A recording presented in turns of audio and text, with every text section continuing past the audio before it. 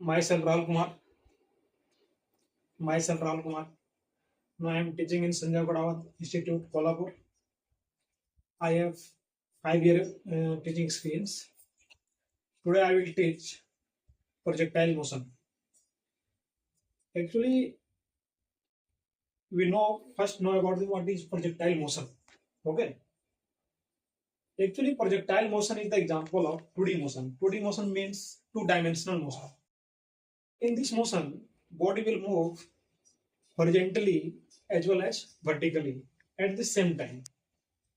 If we write the definition of projectile motion, then we can say that if a body projected in air and follow curved path, then it is called projectile motion. और actually projectile motion को 3 part में हम लोग पढ़ते हैं, 3 part में divide करते हैं. फर्स्ट अगर देखा जाए, अगर एक बॉडी को प्रोजेक्ट किया जाए एंगल थीटा पे,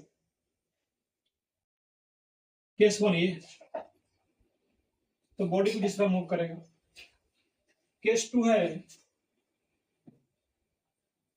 अगर किसी बॉडी को हम किसी हाइट से हॉरिजॉन्टली थ्रो करते हैं. और केस 3 है इंक्लाइंड प्लेन. अगर एक बॉडी को u वेलोसिटी से इंक्लाइंड प्लेन पे अगर हम थ्रो करें तो बॉडी को जिस तरह मूव करें. इसका 3 केस है, एक एक करके हम लोग पढ़ेंगे. फर्स्ट हम लोग पढ़ेंगे case 1. If a body is thrown with velocity at angle theta with horizontal. Okay.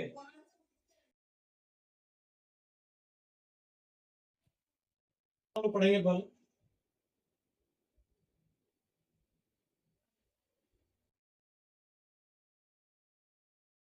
देखते हैं केस 1 क्या है.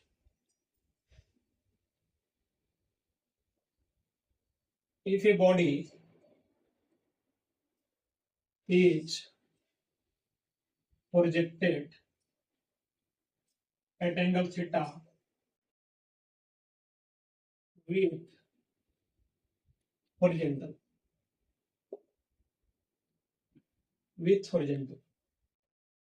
जैसे मान लेते हैं एक बॉडी को u वेलोसिटी से थ्रो किया गया हॉरिजॉन्टल के साथ, एंगल कितना मान लेते हैं हम लोग, थीटा. तो बॉडी कुछ इस तरह मूव करेगा. इसका रियल लाइफ में अगर हम बात करें इसका एग्जांपल का, तो आप लोग अगर फुटबॉल खेलते होंगे, अगर हम फुटबॉल को किक करेंगे तो कुछ इस पाथ में वो मूव करेगा. अगर मान लेते हैं क्रिकेटर को हम बात करें, क्रिकेटर ने बॉल अगर थ्रो किया तो बॉल कुछ इस तरह मूव करता हुआ जाएगा. आप समझते हैं इस मोशन के बारे में, इस केस के बारे में. इन हॉरिजॉन्टल डायरेक्शन हॉरिजॉन्टल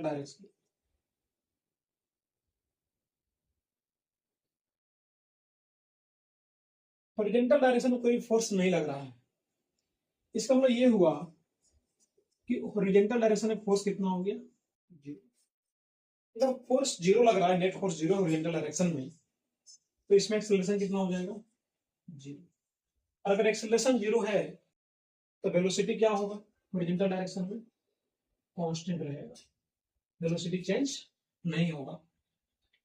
उसी तरह बात करें इन वर्टिकल डायरेक्शन अगर हम बात करें तो यहां पे क्या होता है, वर्टिकल डायरेक्शन के लिए ग्रेविटेशनल फोर्स लगता है हर एक पॉइंट पे. किधर लगता है, नीचे की तरफ. हर एक पॉइंट पे नीचे की तरफ ग्रेविटेशनल फोर्स लगता है. In vertical direction mg is acting downward. मतलब फोर्स एक्ट कर रहा है. इसका मतलब acceleration due to gravity act करेगा, जिसके कारण क्या होगा, वर्टिकल कंपोनेंट ऑफ वेलोसिटी, जो वर्टिकल कंपोनेंट होगा वो हर एक पॉइंट में क्या होगा, बॉडी का चेंज होगा. और at the highest point vertical component of velocity कितना हो जाएगा, 0 हो जाएगा. अगर इस u का हम बात करें, इस u का 2 कंपोनेंट, एक u cos थीटा है और दूसरा है u sine theta. Horizontal velocity remain constant, मतलब हर एक पॉइंट का वेलोसिटी सेम रहेगा, यू कॉस थीटा रहेगा हर एक पॉइंट, तो चेंज होने वाला नहीं।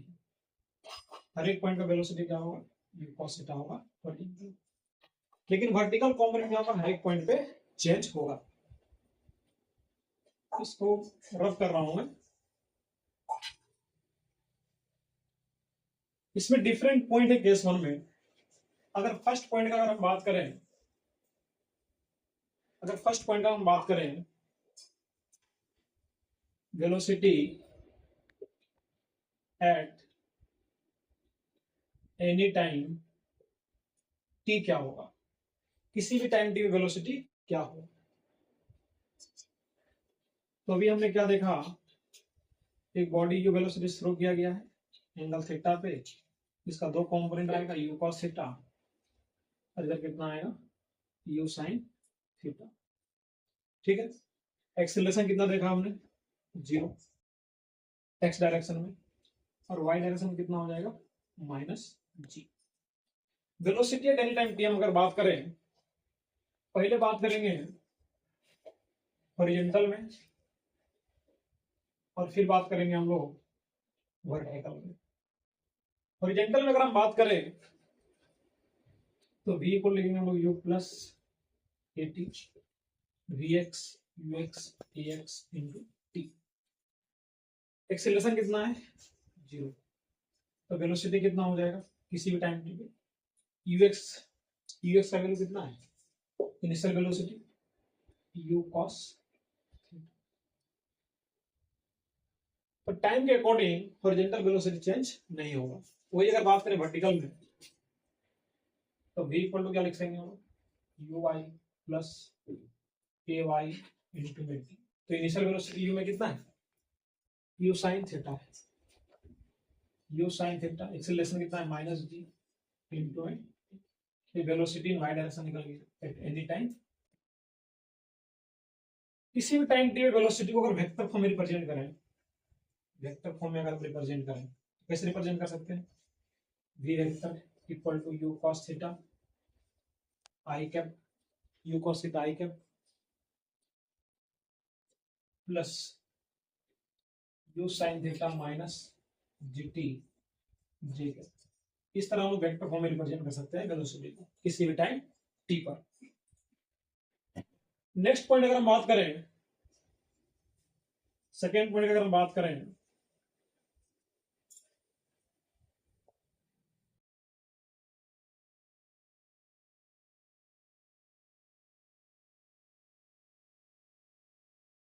सेकेंड पॉइंट अपना इक्वेशन ऑफ पाथ। जो बॉडी मूव कर रहा है, प्रोजेक्टाइल मोशन जो बॉडी कर रहा है, जो पैराबोलिक पाथ फ्लो कर रहा है, उसका इक्वेशन क्या होगा, उसका इक्वेशन क्या होगा। ठीक, इधर यू कॉस थीटा है, इधर कितना है यू साइन थीटा। फिर से अगर हम हॉरिजॉन्टल में बात करें, हॉरिजॉन्टल में अगर बात करें x T plus half x T square, acceleration कितना है 0। डिस्प्लेसमेंट इन एक्स को हम रिप्लेस कर देंगे हम लोग एक्स, इनिशियल वेलोसिटी एक्स में कितना है यू कॉस थीटा इनटू में क्या हो जाएगा टी। उस चीज अगर बात करें वर्टिकल में, इन वर्टिकल तो क्या लिखेंगे हम लोग यहाँ पे, displacement y equal to u t plus half a y t square है ना। तो इसको रिप्लेस करते हैं यहाँ पे y से, इनिशियल वेलोसिटी y में कितना है u sine theta into T minus half जे टी स्क्वायर है ना। अब क्या करेंगे हम लोग, यहां से t का वैल्यू कितना आएगा x by u cos theta, यहाँ पे हम लोग पुट करेंगे तो अपना जो रिलेशन होगा x और y में कुछ आ जाएगा। तो y को हम लिखेंगे यहाँ पे u sine theta into t, और t का वैल्यू यहाँ से कितना आएगा x by u cos theta minus half t का वैल्यू कितना है, x by u cos theta का स्क्वायर। सॉल्व करने पे कितना है, यू सही cancel, x tan theta minus 1/2 g x square upon में u square cos square theta. ये इक्वेशन ऑफ पाथ निकल गया,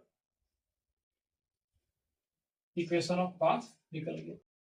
यहाँ पे थीटा को क्या बोलते हैं हम लोग, थीटा को बोलते हैं एंगल ऑफ प्रोजेक्शन बोलते हैं, एंगल ऑफ प्रोजेक्शन बोलते हैं। और यू को क्या बोलते हैं, यू को बोलते हैं वेलोसिटी ऑफ प्रोजेक्शन बोलते हैं।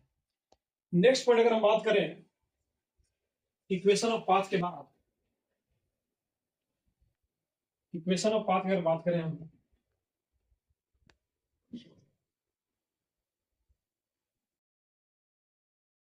थर्ड पॉइंट एच मैक्स, जो बॉडी जो प्रोजेक्टाइल कर रहा है, प्रोजेक्टाइल मोशन कर रहा है, वो मैक्सिमम हाइट कहां तक पहुंचेगा। अब कहने मतलब ये है कि हॉरिजॉन्टल वेलोसिटी चेंज नहीं होगा, हॉरिजॉन्टल वेलोसिटी हर एक पॉइंट पे यू कॉस थीटा रहेगा, लेकिन vertical component of velocity highest point पे कितना हो जाएगा, 0, क्योंकि वर्टिकल मोशन के लिए vertical component of velocity responsible है।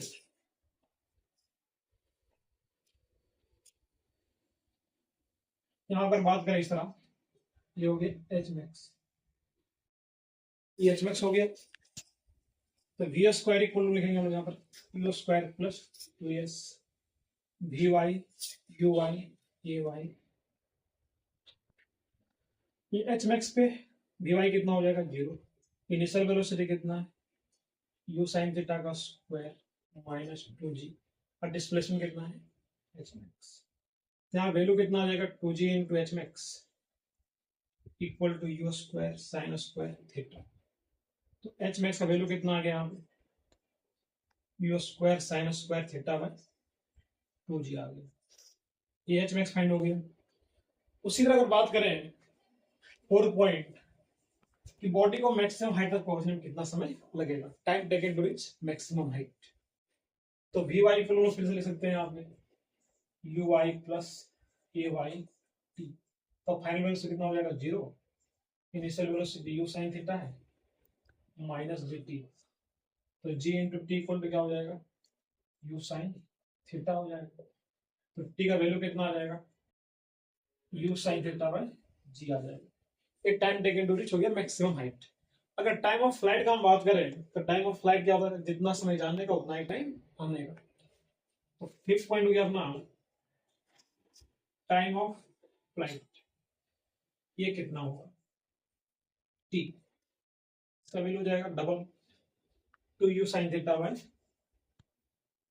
2u sin theta by g, ये टाइम ऑफ फ्लाइट निकल गया अपना। कितना पॉइंट हो गया अपना, 5 पॉइंट हम लोग फाइंड कर चुके हैं। नेक्स्ट बात करेंगे हम लोग रेंज का, नेक्स्ट बात करेंगे हम लोग रेंज का, इस बॉडी का रेंज क्या होगा, इस बॉडी का रेंज क्या होगा। फिफ्थ पॉइंट हो गया अपना रेंज, इसको लोग आर से भी रिप्रेजेंट करते हैं। डिफिनेशन पे अगर हम जाएं तो डिफिनेशन क्या होता है इसका, the horizontal distance covered by the body in one time of flight, उसे क्या करते हैं रेंज करते हैं, कि वन टाइम ऑफ फ्लाइट में बॉडी हॉरिजॉन्टली कितना मूव की, मतलब कि बॉडी जब यहां से यहां पहुंचा तो हॉरिजॉन्टल डिस्टेंस कितना कवर किया, उसे क्या बोलते हैं रेंज। यहां पे अगर हॉरिजॉन्टल में हम इक्वेशन लिखें तो you x T plus half A x T square लिख सकते हैं हम लोग हॉरिजॉन्टल के लिए। एक्सेलरेशन कितना होता है हॉरिजॉन्टल में 0, यहाँ पे आर से रिप्लेस कर देंगे, इनिशियल वेलोसिटी कितना एक्स में यू कॉस थीटा, और टी कितना लेंगे टाइम ऑफ फ्लाइट, तो रेंज कितना हो जाएगा देखिए you cos theta into T कितना है 2u sin थीटा बाय जी। तो यहाँ सॉल्व करने पे कितना हो जाएगा यू स्क्वायर, यहाँ पे 2 sin theta into cos theta है, तो यहाँ पे कितना हो जाएगा sin 2 थीटा अपॉन में क्या हो जाएगा जी। तो इन रेंज निकल गया प्रोजेक्टाइल मोशन का। अगर बात करें मैक्सिमम रेंज क्या होगा, और मैक्सिमम रेंज कि किस एंगल पे प्रोजेक्ट किया जाए कि बॉडी का रेंज क्या होगा, मैक्सिमम। अब लोग ये बताइए साइन का मैक्सिमम वैल्यू कितना होता है, साइन फंक्शन का मैक्सिमम वैल्यू कितना होता है 1, और उसके लिए साइन टू थीटा का अगर वैल्यू अगर 1 बात करें तो यहाँ पे कितना होना चाहिए 90 होना चाहिए, मतलब थीटा का वैल्यू कितना होना चाहिए 45 डिग्री। तो अगर बॉडी को हम प्रोजेक्ट करेंगे एंगल 45 डिग्री पे तो रेंज क्या होगा, मैक्सिमम होगा। क्यों, क्योंकि साइन फंक्शन का मैक्सिमम वैल्यू कितना होता है 1। तो देयरफॉर मैक्सिमम रेंज कितना आ जाएगा, देखिए यू स्क्वायर बाय जी। इस बॉडी का रेंज होगा कितना, maximum range u square by g. उसके लिए एंगल ऑफ प्रोजेक्शन कितना होना चाहिए 45 डिग्री। इसी में एक पॉइंट आता है कि अगर बॉडी को प्रोजेक्ट किया जाए कॉम्प्लीमेंट्री एंगल पे, कॉम्प्लीमेंट्री एंगल बोले तो अगर बॉडी को थीटा प्रोजेक्ट करें और 90 माइनस थीटा प्रोजेक्ट करें तो रेंज क्या होगा ये समझना है। तो थीटा पर तो रेंज निकल चुका है अपना, ये वाला होगा 90 माइनस थीटा पर रेंज क्या होगा देखते हैं। आर डेस क्या आएगा देखिए यू स्क्वायर साइन 2 थीटा जगह पुट करेंगे हम 90 माइनस थीटा, कितना आ जाएगा, कितना आ जाएगा सॉल्व करने u square by g sine 180 minus 2 theta हो जाएगा ना। अब यहाँ पर देखिए यू स्क्वायर बाई जी और साइन ऑफ 180 माइनस 2 थीटा क्या होता है, साइन 2 थीटा के बराबर होता है। कहने का मतलब ये है कि ये वाला रेंज और ये वाला जो रेंज आया अपना दोनों क्या है, सेम। अगर बॉडी को थीटा या 90 माइनस थीटा प्रोजेक्ट करेंगे तो रेंज क्या होगा, सेम होगा। एग्जांपल की अगर हम बात करें तो 30 डिग्री तो 60 डिग्री तो 50 डिग्री तो नेक्स्ट कितना होगा 50 डिग्री। उसी तरह अगर इधर 50 डिग्री है तो इधर कितना हो जाएगा 75 डिग्री हो जाएगा। इस तरह हम लोग बोल सकते हैं अगर if a body projected at complementary angle then range will be same. Next point अगर बात करें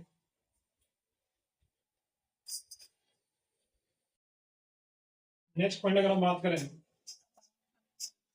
कि चेंज इन मोमेंटम कितना होगा टाइम टी के बाद, change in momentum after time T क्या होगा, कितना रहेंगे चेंज इन मोमेंटम क्या होगा after time T.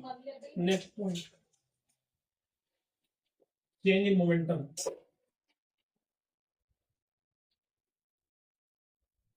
After time T.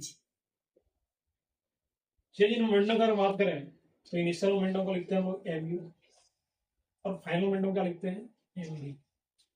सही है क्या, ये लिखते हैं। तो चेंज इन मोमेंटम क्या हो जाएगा डेल्टा पी का अगर बात करें तो फाइनल माइनस इनिशियल। अगर वेक्टर में रिप्रेजेंट कर सकते हैं उसे m into final velocity minus initial velocity, ठीक है।